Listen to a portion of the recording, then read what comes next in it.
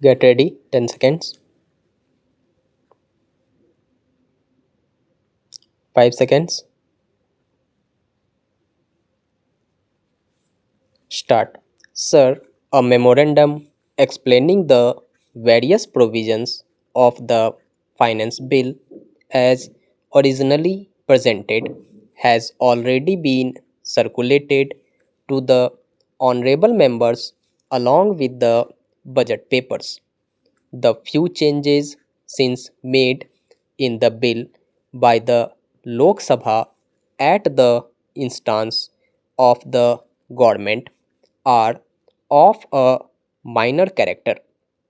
These changes, which are the result of a careful examination of the various suggestions made by the honorable members of both the houses and representations received from outside, are intended mainly to remove hardship in certain special type of cases. The reasons for making them have already been explained in the Lok Sabha. I do not, therefore, intend to vary the House with an elaborate explanation of the several clauses of the bill as passed by the Lok Sabha, but shall confine myself to explaining the structure of the bill in general terms. Dealing first with direct taxes, the provisions of the bill are in two parts. One part deals with modifications in rates of taxes.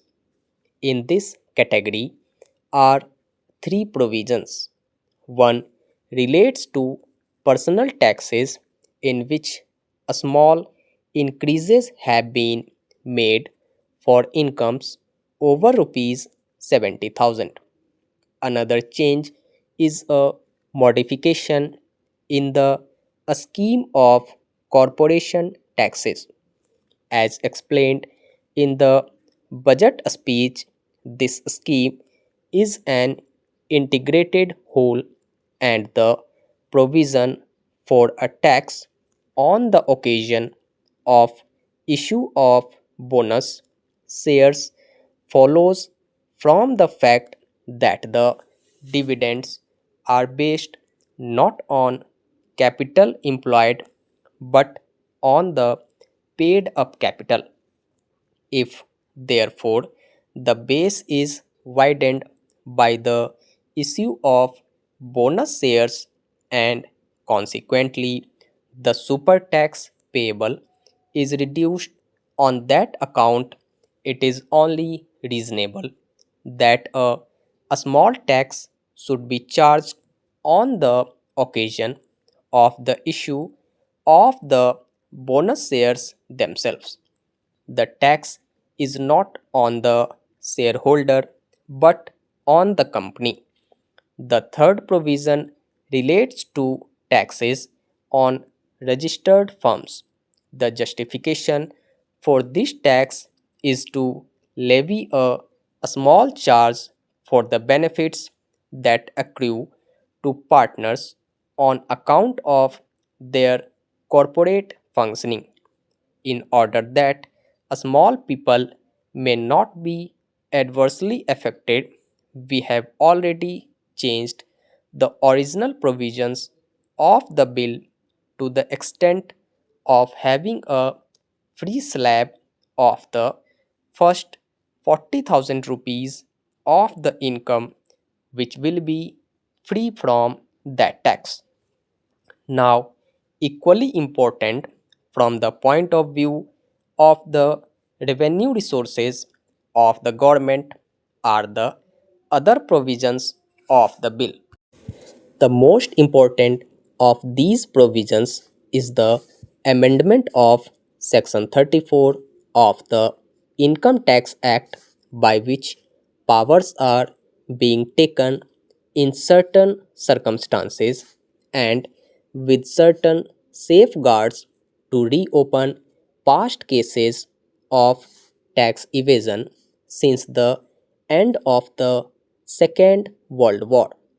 In the budget speech, the finance minister has traced the developments leading to this provision, and I have already explained about the judgment of the Supreme Court, which has necessitated certain changes in the Income Tax Act, and therefore all I need say at this stage is that while every possible care would be taken to ensure that there is no undue harassment to the honest taxpayer, we are determined to collect the legitimate dues of the government. As I have often said before, it is our intention not to collect a rupee more, and equally not to collect a rupee less. In this category of provisions should also be included the powers proposed for search and seizure of documents and for obtaining information from banks. The tax on registered firms will also assist in checking a form of legal tax avoidance by which Hindu undivided families create partitions, whole or partial, on paper and then function as registered firms. In our budget estimates, credit has been taken of the recoveries due on account of these cases of tax evasion. In excises, only three major proposals have been made. These are an additional duty of 6 paise per square meter on all categories of cotton fabrics except coarse dhotis and saris, a new duty of 60 paise per kilogram on vegetable non essential oils, a duty of 25 paise per liter on diesel and vaporizing oil, and of 15 paise per liter on industrial fuel oils. The duties on diesel and fuel oils are really not on fresh imports.